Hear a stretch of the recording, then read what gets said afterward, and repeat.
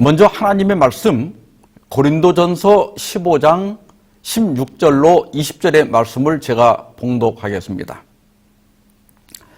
만일 죽은 자가 다시 살아난 일이 없으면 그리스도도 다시 살아나신 일이 없었을 터이요, 그리스도께서 다시 살아나신 일이 없으면 너희의 믿음도 헛되고 너희가 여전히 죄 가운데 있을 것이요, 또한 그리스도 안에서 잠자는 자도 망하였으리니, 만일 그리스도 안에서 우리가 바라는 것이 다만 이 세상의 삶뿐이면 모든 사람 가운데 우리가 더욱 불쌍한 자이리라. 그러나 이제 그리스도께서 죽은 자 가운데서 다시 살아나사 잠자는 자들의 첫 열매가 되셨도다. 지난 2008년 11월에 미국의 하버드 대학 신경외과 의사인 이븐 알렉산더라고 하는 사람이 뇌망염에 걸려서 혼수 상태에 빠지게 됩니다. 당시 의사들은 회생할 확률이 0%라면서 사망 판정을 내리려고 했습니다. 그런데 7일째 되는 날, 그는 다시 눈을 떴고 죽음의 문턱에서 생환했습니다. 더 놀라운 일은 그가 혼수 상태에 있는 동안에 임사 체험을 했다면서 나는 천국을 보았다라는 책을 출간한 것입니다. 이 책은 출간이 되자마자 아마존이나 또 뉴욕 타임즈 이런 데서 1위를 했고, 또 오프라 윈프리 쇼를 비롯해서 많은 방송에 출연을 하게 됩니다. 그는 감리교 가정에서 입양아로 자랐지만은 명목상 신자였고 믿음과 과학의 괴리 속에서 혼란스러워했다고 합니다. 또 이 뇌라고 하는 것은 의식을 만드는 기계로서 우리가 전원 코드를 뽑으면 TV가 꺼지는 것처럼 뇌라는 기계가 고장이 나면 의식도 멈춘다고 생각했었다고 합니다. 그런데 스스로 뇌가 꺼지는 경험을 한 뒤에 육체의 죽음이 의식의 종말은 아니라는 것을 깨닫게 되었다고 합니다. 과연 이 책의 내용들이 사실일까요? 육체가 죽은 뒤에도 영혼은 살아 있을까요? 그대로부터 사후 상태에 대해서 많은 견해들이 있어 왔습니다. 대개 일반적으로 종교가 없는 일반인들은 그냥 죽으면 끝이라고 생각합니다. 일반 개신교인들은 육체가 죽더라도 영혼은 살아있어서 그리스도를 믿는 사람들은 천국 혹은 천당에 가고 불신자들은 지옥에 간다고 생각합니다. 그런데 칼빈주의 개혁교회 측은 약간 달라요. 죽은 사람의 영혼이 바로 천국이나 지옥으로 가는 게 아니고 중간 상태로 가게 되는데, 믿는 사람들은 낙원으로, 불신자들은 하데스에서 대기하고 있다가 예수님이 재림하실 때 비로소 천국이나 지옥으로 간다고 믿고 있습니다. 이 중간 상태라고 하는 것이 조금 이상해서 어떤 신학자는 개신교식 연옥이라고 비판을 하기도 합니다. 가톨릭 교회는 죽은 사람의 영혼 중에 선한 그리스도인들은 바로 천국에 가지만 애매모호한 사람들은 연옥으로 가서 거기서 정화된 후에 천국으로 가고 악인들은 지옥으로 간다고 믿습니다. 그리고 인도계 종교나 또 서양의 피타고라스 학파, 또 영지주의 이런 데서는 영혼 윤회설을 믿습니다. 영혼이라고 하는 것은 영혼이 살아있고 그 육체만 어떤 때는 사람이나 또 어떤 때는 짐승 또 곤충 이런 것으로 계속 갈아입는다는 거예요. 그러다가 그 윤회에서 벗어나는 것이 해탈이고 그런 사람을 부처, 곧 깨달은 사람이라고 믿습니다. 여러분, 어떤 견해가 옳을까요? 저는 오늘 이 시간 사후 상태에 대하여 어떤 철학이나 어떤 교리나 어떤 체험보다 더 확실한 하나님의 말씀에서 그 답을 찾아보고자 합니다. 사후 상태를 올바로 알려면 맨 먼저 사람이 어떻게 만들어졌으며 그 본질이 무엇인가를 살펴보아야 됩니다. 창세기 2장 7절에 보면 여호와 하나님이 땅에 흙으로 사람을 지으시고 생기를 그 코에 불어 넣으시니 사람이 생명이 되니라 그랬습니다. 먼저 사람을 만든 재료는 땅의 흙입니다. 이것은 사람의 육체가 물질에 불과하다는 것을 의미합니다. 하나님께서 이 흙의 각종 요소로 뼈나 또 근육이나 혈관을 만드시고 그 안을 여러 장기로 채우시고 그 다음에 마지막 피부로 이렇게 감쌌습니다. 그리고 사람이라고 부르셨어요. 우리가 이렇게 눈을 뭉쳐서 눈사람을 만들어도 그냥 눈이죠. 그것처럼 사람 역시 아직은 흙, 물질에 불과합니다. 그런데 하나님께서 그 사람의 코에 생기를 불어넣으셨다 그랬어요. 이 생기는 히브리 원문에 보면 하이 네시아마입니다. 하이는 살아있는 이런 뜻이고 네시아마는 숨, 호흡 이런 뜻이에요. 그러니까 물질에 불과한 사람에게 살아있는 숨, 다시 말해서 생명의 숨을 불어넣으셨다는 뜻입니다. 그러자 심장이 뛰고 온 몸에 피가 돌기 시작했습니다. 더 놀라운 것은 사람이 눈을 번쩍 뜨더니 여기저기를 바라보고 반응하기 시작했다는 것입니다.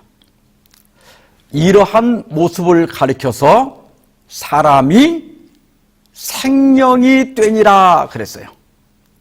히브리 원문에 보면 사람이 하이, 살아있는 네페쉬, 숨쉬는 존재 혹은 영혼이 마지막에 하야 되었다 이런 뜻입니다. 여러분 이 설명을 잘 기억해야 돼요. 사람이 생명을 갖게 된 게 아니고 숨쉬는 사람이 곧 생명이다 이런 뜻입니다. 그러니까 지금 살아있는 저와 여러분이 바로 뭐예요? 생영, 곧 산 존재이고 산 영혼입니다. 자, 그러면 사람이 죽으면 어떻게 될까요? 여러분 덧셈 뺄셈 할 줄 아시죠? 하나님께서 흙으로 사람을 만들고 이제 더합니다.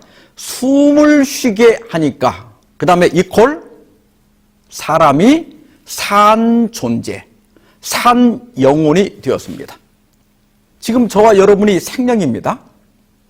그런데 여기 더해진 숨이 끊어지면 사람이 어떻게 될까요? 자, 여기 우리나라 전통악기인 향피리를 부는 사진이 있는데 향피리는 대나무로 만든다고 그래요. 대나무로 향피리를 만들면 어떻게 되죠? 향피리 안에 소리가 들어있나요? 아니죠? 그냥 여전히 대나무입니다. 그런데 이 피리에다가 바람을 불어 넣으면 그 피리에서 소리가 생겨납니다. 자, 여기서 또 뺄셈을 해봅시다. 피리에서 숨을 빼면 소리는 어떻게 되죠? 피리만 남고 소리는 소멸해서 없어집니다. 자, 사람도 마찬가지예요.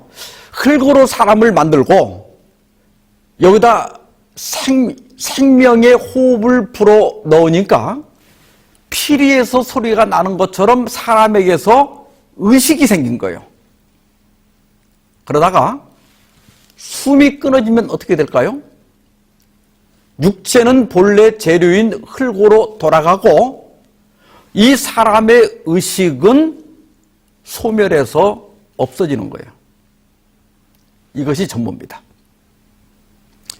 그래서 하나님께서는 아담과 하와가 범죄하고 난 다음에 너는 흙이니 흙으로 돌아갈 것이니라 이렇게 말씀하신 거예요. 어디로 돌아가라고요? 흙으로. 하나님께서는 뺄셈을 정확하게 하신 거예요. 육체는 죽어도 영혼은 살아있다고 믿는 사람들은 뺄셈을 잘못하고 있는 거예요. 피리를 불다가 숨을 멈추면 피리만 남고 소리는 사라지는 거예요. 그래서 여러분, 잘 믿으려면 산수도 잘해야 됩니다. 자, 아까 그 슬라이드로 다시 돌아가서요. 창세기 2장 7절을 다시 정리하면 하나님께서 흙으로 사람을 만드시고 그 코에 숨을 불어 넣으시니 사람이 생명을 갖게 된 게 아니고 사람 자체가 생명, 살아있는 존재, 살아있는 영혼이 된 것입니다. 그런데 이 생명이라고 하는 단어가 사람에게만 사용된 게 아닙니다. 여러분 그 옆에 창세기 1장 20절, 21절, 24절을 보면 물고기나 짐승들도 모두 하이 네펫이라고 했습니다. 그러니까 붕어, 미꾸라지도 생명이고 개나 고양이도 생명입니다. 그런데 우리 성경에는 생명이라고 번역하지 않고 생물이라고 번역되어 있습니다. 왜 그랬을까요? 영국 웨슬리대 구약학 교수였던 놀먼 스나이더 박사는 정의와 부도덕이라는 책 313페이지에서 히브리 구절은 두 경우에 있어서 똑같은 방법으로 번역되어야 한다. 다르게 번역하는 것은 히브리 성경을 읽지 못하는 사람들을 오도하는 것이다. 이렇게 지적을 했습니다. 번역자들이 히브리어를 모르는 일반 평신도들을 오도하고 있다는 거예요. 왜 그랬을까? 캠브리지 대학의 도서관장이었던 베이즐 애킨스는 생명과 부도덕이라는 책 1페이지, 2페이지에서 우리의 번역자들이 스스로 이 사실을 숨기고 있는 것은 아마도 그들이 너무나도 영혼이라는 단어가 현대 신학적 개념에 묶여져 있어서 감히 그 히브리어를 동물을 언급하는 말로 번역할 수가 없었기 때문일 것이다 그랬어요.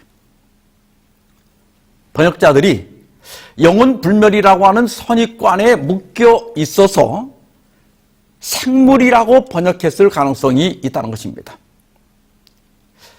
개나 고양이를 생명이라고 하면 짐승도 죽은 후에 영혼이 있어야 하는데 그렇게 믿는 사람이 거의 없기 때문에 사람과 짐승을 구별하기 위해서 같은 히브리어인데 짐승들은 생물로 번역했다는 거예요. 이 사람의 생명의 원리가 짐승과 다를 바가 없다고 하는 것은 전도서 3장 18절 19절에도 나타나 있습니다. 내가 내 마음에 이르기를 인생의 일에 대하여 하나님이 그들을 시험하시리니 그들이 자기가 짐승과 다름이 없는 줄을 깨닫게 하려 하심이라 하였노라. 인생이 당하는 일을 짐승도 당하나니 그들이 당하는 일이 일반이라. 다 동일한 호흡, 여기 호흡이 히브리 원문에 르하우예요. 르하우가 있어서 짐승이 죽음같이 사람도 죽으니 사람이 짐승보다 뛰어남이 없으면 모든 것이 헛됨이로다. 여기서 솔로몬은 사람이나 짐승이나 생명의 원리는 같다. 둘 다 똑같은 루아우, 즉 호흡이 있고 그 호흡이 끊어지면 사람이나 짐승이나 똑같이 흙으로 돌아간다. 그래서 이 생명의 원리만 놓고 본다면 사람이 짐승보다 뛰어난 게 없다는 것입니다. 이 성경절을 본 김에 그 다음에 있는 20절과 21절도 한번 살펴봅시다. 다 흙으로 말미암았으므로 다 흙으로 돌아가나니 다 한 곳으로 가거니와. 21절 인생들의 혼은 위로 올라가고 짐승의 혼은 아래 곧 땅으로 내려가는 줄을 누가 알랴. 영혼 불멸을 믿는 많은 사람들이 이 21절의 말씀을 가지고 봐라, 사람의 영혼은 위로 즉 하나님께 올라가고 짐승의 영혼은 땅으로 내려간다고 하지 않았느냐 이렇게 주장합니다. 네, 여러분 이 말씀을 잘 보세요. 마지막에 누가 알랴 그랬어요. 이게 무슨 뜻이에요? 아무도 모른다는 회의적인 표현입니다. 여러분 이 성경절을 잘 보면 20절에서 사람이나 짐승이나 다 흙으로 간다, 다 한 곳으로 간다, 다 같은 곳으로 간다 해놓고 21절에서 사람의 영혼은 위로 가고 짐승의 영혼은 땅으로 간다 이렇게 할 리가 있겠습니까? 혹 그렇게 생각하는 사람이 있을지 모르지만 누가 알랴? 이건 아무도 증명할 수 있는 사람이 없다는 거예요. 우리가 보고 경험한 가장 확실한 것은 사람이 숨이 끊어지면 똑같이 흙으로 돌아간다는 거예요. 그리고 여기 원문에 호는 루아흐라고 되어 있어요. 이 루아흐가 아까 19절에 보니까 뭘로 되어 있었죠? 호흡입니다. 호흡. 이 루아흐는 호흡으로 번역될 때도 있고 어떤 때는 생명으로 번역될 때도 있습니다. 그런데 이 루아흐가 육체를 떠난 영혼을 가리키지는 않습니다. 만약 그렇다면 짐승도 영혼이 있다는 의미가 돼요. 호흡이나 생명은 하나님이 주신 것이기 때문에 사람이 죽는 것을 하나님께서 생명을 거두어 가셨다 이렇게 표현하는 것입니다. 지금까지 우리가 살펴본 것을 20세기 후반 개신교의 대표적인 조직신학자인 독일의 위르겐 몰트만은 이렇게 정리를 했습니다. 영혼, 몸, 이런 몸의 이분적 사고는 비성경적이다. 사람은 영혼을 가지고 있는 것이 아니라 살아있는 영혼 그 자체이다. 아주 명백하게 정리하고 있습니다. 그러면 두 번째로 이렇게 비성경적인 영혼 불멸설이 언제 시작이 되었으며 어떻게 기독교에 들어오게 되었는지 살펴보도록 하겠습니다. 먼저는 하나님께서 아담과 하와에게 선악과를 먹지 말라고 명령하시면서 내가 먹는 날에는 반드시 죽으리라 경고하셨습니다. 이에 대하여 사탄은 너희가 결코 죽지 아니하리라고 반박했습니다. 네, 여러분 누구 말이 참이었죠? 하나님 말씀이 참이었고 사탄의 말은 거짓이었습니다. 그리고 시간이 지나가면서 이 사실은 더욱더 명백해졌습니다. 아벨이 살해되었고 그 후에 많은 사람들이 늙어가면서 하나둘씩 죽어갔어요. 죽음 앞에서 누구 말이 참인지는 너무나 확실한 것입니다. 그러나 여기서 물러나면 사탄이 아니죠. 거짓은 거짓을 낳는 법입니다. 사탄은 다시 거짓말을 추가했는데 육체는 죽으나 영혼은 죽지 않는다는 거예요. 사람이 육체와 영혼으로 이루어져 있다고 하는 이원론이나 영혼 불멸설의 창시자는 사탄입니다. 신명기 18장 10절로 12절에 보면 그의 아들이나 딸을 불 가운데로 지나가게 하는 자나 점쟁이나 기륭을 말하는 자나 요술하는 자나 무당이나 진언자나 신접자나 박수나 초혼자를 너희 가운데 용납하지 말라. 이런 일을 행하는 모든 자를 여호와께서 가증히 여기시나니 이런 가증한 일로 말미암아 내 하나님 여호와께서 그들을 내 앞에서 쫓아내시느니라 그랬습니다. 하나님께서는 이러한 일을 하는 자들을 가증히 여기신다, 혐오스럽게 여기신다. 왜냐하면 그것이 거짓이기 때문입니다. 뿐만 아니라 레위기 19장 31절에서는 너는 신접한 자와 박수를 믿지 말며 그들을 추종하여 스스로 더럽히지 말라. 나는 너희 하나님 여호와니라 말씀하셨습니다. 여기 추종한다는 것은 원문에 찾다 혹은 묻다 이런 뜻이에요. 그러니까 재미로라도 점을 치거나 사주를 보거나 궁합을 보지 말라는 거예요. 또한 레위기 20장 27절에는 남자나 여자가 접신하거나 박수무당이 되거든 반드시 죽일지니 곧 돌로 그를 치라. 그들의 피가 자기들에게로 돌아가리라 그랬습니다. 그렇다고 지금 무당을 돌로 치면 안 됩니다. 이 말씀은 영혼 불멸 사상과 관련된 모든 일들은 그 배경에 사탄이 있기 때문에 절대로 가까이 하지 말라는 엄한 경고인 것입니다. 죽은 사람의 영혼이 없다고 하면 반박하는 분들이 내세우는 근거 중에 하나가 엔돌의 무당 이야기입니다.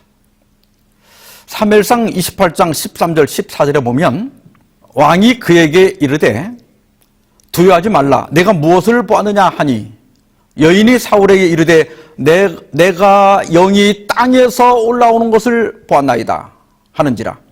사울이 그에게 이르되 그의 모양이 어떠하냐 하니 그가 이르되 한 노인이 올라오는데 그가 겉옷을 입었나이다 하더라. 사울이 그가 사무엘인 줄 알고 그의 얼굴을 땅에 대고 절하니라.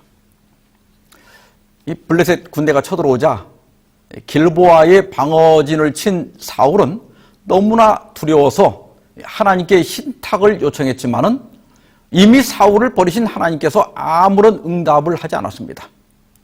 그는 다급한 마음에 엔돌에 신접한 여자를 찾아가서 사무엘을 불러올리게 했습니다. 여기 엔돌의 무당이 불러올린 이 영이 진짜 사무엘일까요? 먼저 이러한 행위는 조금 전에 살펴본 대로 하나님께서 금하신 겁니다. 더구나 이사야 8장 19절에 보면 어떤 사람이 너에게 말하기를 주절거리며 속살거리는 신접한 자와 마술사에게 물으라 하거든 백성이 자기 하나님께 구할 것이 아니냐 산 자를 위하여 죽은 자에게 구하겠느냐 하라 그랬습니다. 맞는 말입니까? 예, 그렇습니다. 전도서 9장 5절에 보면 죽은 자는 아무것도 모른다고 했어요. 아무것도 모르는 자가 어떻게 산 자에게 조언을 해줄 수가 있겠습니까? 그래서 여러분, 이 엔돌의 무당이 불러낸 영이 사무엘의 영이 절대 아닌 이유는 첫째로 만약 영혼이 있다면 여러분 사무엘이 천국에 갔을까요? 지옥에 갔을까요? 당연히 천국에 갔겠죠. 그런데 사무엘이 어디서 올라왔다고 그랬어요? 땅에서. 그러니까 여기서부터 벌써 이게 가짜입니다. 그 다음에 둘째로 하나님께서는 이미 사울의 신탁을 거절하셨습니다. 그런데 무당이 부르니까 사무엘이 올라왔다? 그건 있을 수가 없는 일입니다. 셋째로 사무엘상 28장 19절에 보면 그 사무엘이라고 하는 그 영이 이렇게 얘기합니다. 여호와께서 이스라엘을 너와 함께 블레셋 사람들의 손에 넘기시리니 내일 너와 내 아들들이 나와 함께 있으리라. 그 말대로 일부는 맞았어요. 그 다음날 사울과 그 아들들이 길보아 전투에서 전사합니다. 그 사무엘의 말이 진짜라면 지금 그 사무엘과 사울이 같은 곳에 있겠죠. 그러면 두 경우가 생깁니다. 만약 사무엘이 천국에 갔다면 사울도 천국에 갔다는 거예요. 여러분, 하나님께 버림받은 사울이 정말 죽어서 천국에 갔을까요? 반대로 사울이 지옥에 갔다면 사무엘도 같은 곳에 있어야 되니까 사무엘도 지옥에 있다는 뜻이 됩니다. 이게 다 엉터리입니다. 바울의 신접한 여인이 불러낸 그 영은 사무엘로 변장한 사탄이지 절대 사무엘의 영혼이 아닙니다. 하나님께서 이렇게 어미 금한 불멸 사상이, 영혼 불멸 사상이 어떻게 체계화되고 기독교까지 들어오게 되었을까? 제가 그 과정을 도표로 정리를 했지만은 시간 관계상 핵심이 되는 부분만 설명을 드리겠습니다. 맨 먼저 영혼 불멸을 믿고 이것을 실제 삶 속에서 실천한 사람들이 이집트 사람입니다. 그들은 떠나간 영혼이 언젠가는 육체로 돌아올 것을 믿고 미라를 만들었어요. 그런데 단 하나의 미라도 지금까지 살아난 일이 없습니다. 그 후에 어린 시절에 이집트에서 살았던 그리스 철학자 피타고라스가 영혼불멸 사상에 기초하여 윤회 사상을 들여왔고, 이어서 소크라테스와 그의 제자 플라톤이 이원론 사상과 영혼불멸 사상을 체계화했습니다. 이것을 유대교로 들여온 사람이 필론이고, 카톨릭 교리로 집대성한 사람이 13세기 스콜라 철학자의 신학자인 토마스 아퀴나스입니다. 종교 개혁이 시작되고 영국 옥스포드 대학의 그 위클리프와 틴델, 또 독일의 루터, 이런 많은 종교 개혁자들이 영혼 불멸 교리는 이교적 사상이다, 이게 공공연하게 지적하면서 반대했지만은 카톨릭 신자였다가 개신교로 개종한 칼뱅이 1534년에 혼수론이라고 하는 논문을 통해서 오늘날 개신교 안에 영혼 불멸 사상을 정립시키는 결정적인 실수를 하게 됩니다. 이렇게 성경적 근거와 역사적 과정을 다 설명을 해도 영혼 불멸설을 믿는 분들은 또 부자와 나사로 이야기를 합니다. 어떤 부자가 살고 있었고 그 대문 앞에는 병든 거지 나사로가 살고 있었습니다. 세월이 흘러서 거지는 죽어서 아브라함 품으로 들어갔는데 부자는 죽어서 음부로 갔다는 거예요. 누가복음 16장 23절 24절에 보면 그가 음부에서 고통 중에 눈을 들어 멀리 아브라함과 그의 품에 있는 나사로를 보고 불러 이르되 아버지 아브라함이여 나를 긍휼히 여기사 나사로를 보내어 그 손가락 끝에 물을 찍어 내 혀를 서늘하게 하소서. 내가 이 불꽃 가운데서 괴로워하나이다. 많은 개신교인들이 이 비유를 사실로 믿는 이유는 칼뱅이 이 이야기가 죽은 자의 영혼이 가는 중간 상태에 대한 실제적인 묘사라고 주장했기 때문입니다. 그러나 이것이 실제일 수 없는 것은 첫째, 나사로가 간 그 아브라함 품을 칼뱅은 낙원이라고 그랬어요. 근데 이 낙원과 부자가 간 음부 사이에는 서로 건너갈 수 없을 만큼 이렇게 넓지만은 대화가 가능할 만큼 또 가깝습니다. 정말 그렇다면 나는 낙원에 갔는데 만약 우리 부모나 또 내 자녀가 그 음부에 가서 저런 고통을 겪는 것을 뻔히 볼 수 있고 또 그 대화까지 가능하다면 여러분 정말 거기가 낙원이 되겠습니까? 또 두 번째로 영혼이 정말 불에 뜨거워하고 목이 마르고 또 혀나 손가락이 있습니까? 그런 것들은 육체가 살아있을 때 느끼는 거 아니에요? 우리가 이 부분 마취를 하면요, 의식은 말짱한데도 막 살을 가르고 병든 부분을 잘라내고 때로는 뼈를 잘라도 통증을 못 느낍니다. 통증은 육체가 있어야 느끼는 것이지 육체를 떠난 의식이나 영혼이 느낄 수 있는 것이 아닙니다. 독일의 루터교 신학자이면서 근동 연구학자인 요아킴 예레미야스가 1972년에 펴낸 예수의 믿음이란 책 183페이지에 보면 이 비유는 예수님 당시의 민중들이 익히 알고 있던 이집트의 민족 설화였다고 합니다. 시 오시리스라고 하는 사람이 죽은 다음에 지하 세계를 여행하는 이야기인데 이것이 유대판으로 이렇게 변형이 된 거예요. 바르마단이라고 한 부자 세리하고 한 가난한 서기관이 죽어서 장례를 치렀습니다. 근데 어느 날 이 가난한 서기관의 친구가 꿈을 꿨는데 자기 친구인 가난한 서기관은 광활한 낙원을 거닐고 있었고 부자였던 세리는 냇가에 서 있는데 목이 말라서 아주 애를 쓰면서도 물에 접근할 수가 없었다는 거예요. 예수께서는 민중에 널리 알려진 이 설화를 부자와 나사로의 비유로 변형해서 말씀하신 거예요. 누가복음 16장 14절에 보면 예수님께서 이 부자와 나사로의 비유를 말씀하신 이유를 바리새인들은 돈을 좋아하는 자들이라 이 모든 것을 듣고 비유권을 그래서 부자와 나사로 이야기를 했다는 거예요. 예수님께서 너희가 하나님과 재물을 겸하여 섬길 수 없다 이렇게 말씀하시자 바리새인들이 비웃었습니다. 왜냐하면 그 당시 바리새인들은 부를 하나님의 축복의 증거로 생각을 했기 때문입니다. 따라서 예수님께서는 부자는 음부로 나사로는 낙원으로 간 것으로 말씀하셔서 부가 하나님의 축복의 증거도 아니고 하나님 나라에 들어가는 자격을 주는 것도 아니라는 것을 교훈하고자 하셨던 것입니다.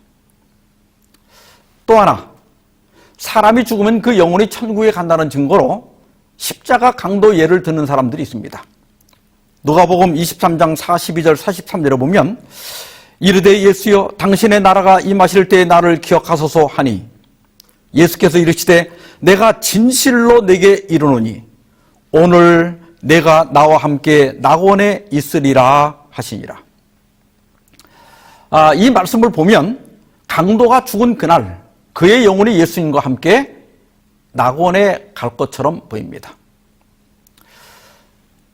예수님께서 말씀하신 그 말씀을 헬라어 그대로 쓰면 이렇게 되어 있습니다. 아멘 소일레고 세메론 메테무 에세 엔토 파라데이소. 근데 여러분 여기 그 오늘이라고 하는 뜻을 가진 부사 세메론은 동사 내가 말한다와 내가 있으리라 그 중간에 있어요. 이 헬라어에는 구두점이 없습니다. 그래서 번역한 사람이 구두점을 어디에 찍느냐에 따라서 뜻이 달라져요. 구두점을 오늘 앞에 찍으면 오늘 내가 나와 함께 낙원에 있으리라 이런 뜻이 돼요. 반면에 오늘 뒤에 찍으면 내가 오늘 말하노니 이런 뜻이 됩니다. 그래서 오늘 약속하고 낙원은 나중에 가게 됩니다. 점을 어디다 찍는 게 옳을까요? 문법적으로는 이 부사 오늘이 어느 쪽으로나 다 이렇게 적용이 될 수 있습니다. 성경 해석 원칙에서 본문 자체에서 답을 찾기가 어려울 때는 관련된 다른 성경절을 통해서 정확한 의미를 찾는 것이 원칙입니다. 여러분들이 지금 그 보시는 성경절을 보면요. 고린도후서 12장 2절로 4절에서 사도 바울은 자기 경험을 혹시 자랑으로 오해할까 봐 3인칭을 써서 진술합니다. 바울은 자기가 14년 전에 환상 중에 셋째 하늘에 이끌려 갔는데 거기를 낙원이라고 그랬어요. 그런데 계시록 2장 7절에 보면 그 낙원에 생명나무가 있는 것을 알 수 있습니다. 그리고 계시록 22장 1절과 2절에 보면 하나님과 어린 양의 보좌가 있는 곳에 생명나무가 있다고 그랬어요. 그러니까 낙원은 하나님의 보좌가 있는 곳이라고 하는 결론을 얻게 됩니다. 따라서 예수께서 십자가에서 말씀하신 낙원은 하나님이 계신 곳입니다. 자, 그러면 예수님은 십자가에 달리신 오늘, 즉 금요일 날 낙원에, 즉 하나님께 가셨을까? 요한복음 20장 17절에 보면 예수께서 이르시되 나를 붙들지 말라.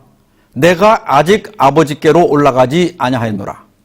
너는 내 형제들에게 가서 이르되 내가 내 아버지 곧 너희 아버지 내 하나님 곧 너희 하나님께로 올라간다 하라 그랬어요.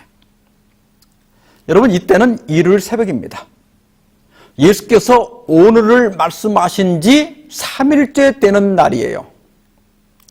예수님께서는 마리아에게 나를 붙들지 말라고 하셨는데 헬라어 하프토마이는 만지다, 뭐 이렇게 손을 대다, 잡다 이런 뜻입니다. 그 이전 번역에서는 만지다로 번역이 됐지만 개정판에서는 붙들지 말라 이렇게 번역을 했어요. 근데 이 번역이 더 낫습니다. 예수님께서 아버지께 가기 전에 뭐 만지면 부정을 타거나 안 되기 때문에 이 말씀을 하신 게 아니고, 예수님은 빨리 아버지에게 가서 자신의 희생이 받아들여졌다는 확증을 받아야 하기 때문에 나를 좀 붙잡지 말라고 말씀하신 거예요. 여기 보면 예수님은 일요일 새벽인데도 아직 아버지께 올라가지 않으셨습니다.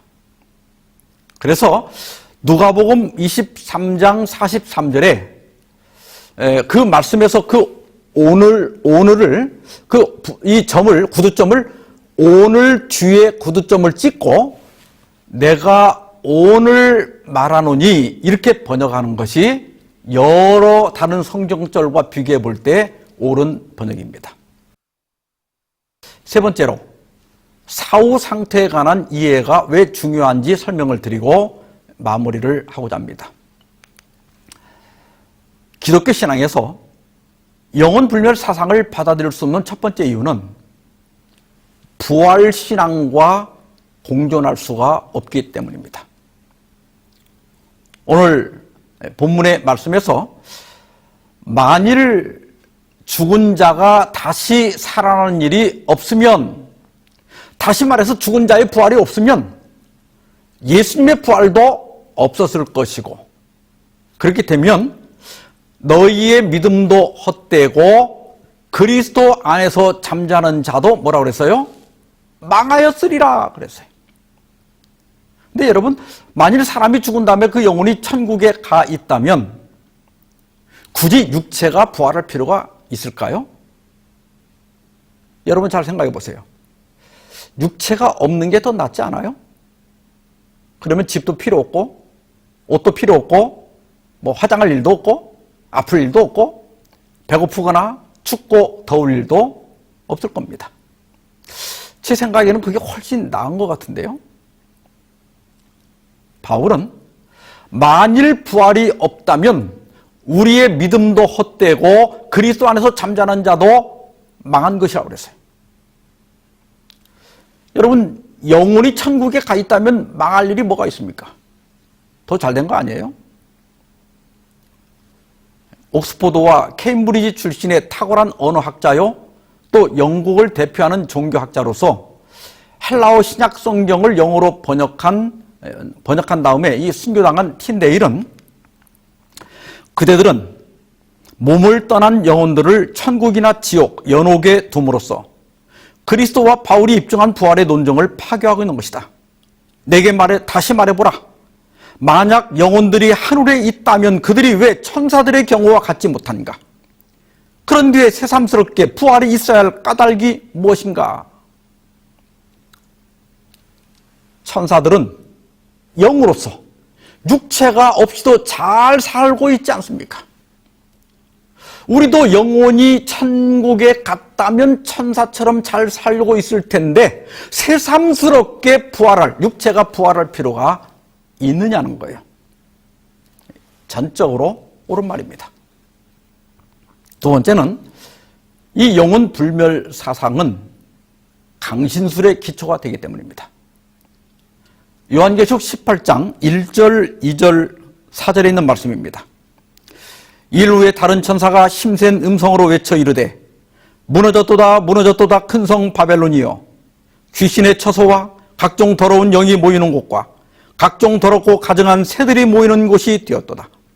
또 내가 들으니 하늘로부터 다른 음성이 나서 이르되 내 백성아 거기서 나와 그의 죄에 참여하지 말고 그가 받을 재앙들을 받지 말라.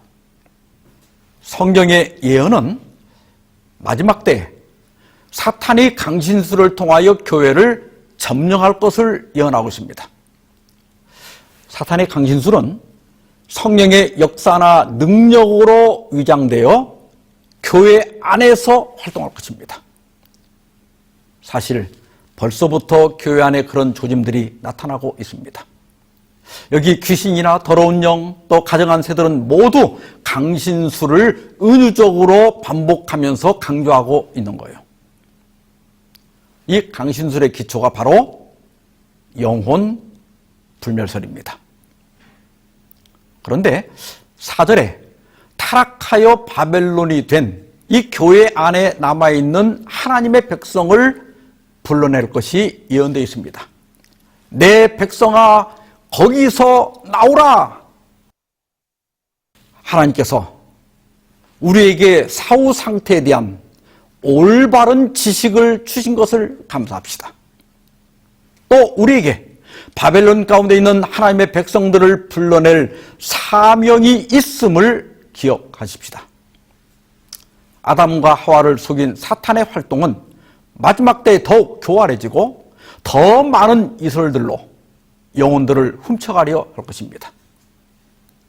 오직 말씀만이 우리의 방패입니다. 우리의 믿는 돌이 옛 지게표를 더욱 굳게 더욱 확실하게 믿고 보존하여 최후의 승리를 얻게 되기를 바라면서 말씀을 마치겠습니다.